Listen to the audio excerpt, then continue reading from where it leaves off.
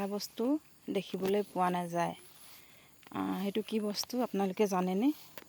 সেইটো হৈছে খেৰ। খেৰ মানে উলু খেৰ, শৰণ খেৰ, এইবিলাক খেৰৰ ভাগ ভাগ আছে। বেৰিনা এইবিলাকেদি আগতে আমাৰ দেউতাহঁতে কাটি কাটি এইবিলাক ঘৰ চাইছিলে।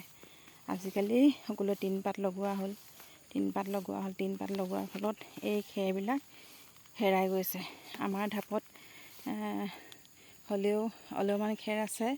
মই ভাবিছোঁ এমুঠামান কাটি নি ঘৰচিৰিকা চৰাইৰ বাবে গোটাই থ'ম। ঘৰচিৰিকা চৰাই এনেকুৱা খেৰী ঘৰত আগতে বাঁহ লৈছিলে, থাকিবলৈ সুবিধা পাইছিলে। আজিকালি সেই খেৰী ঘৰ নোহোৱাৰ কাৰণে ঘৰচিৰিকা চৰাইবিলাক হেৰাই যাবলৈ ধৰিছে। এইবিলাক দেখিছেনে? এয়া কিমান ধুনীয়া হৈ আছে, সেউজীয়া একেবাৰে।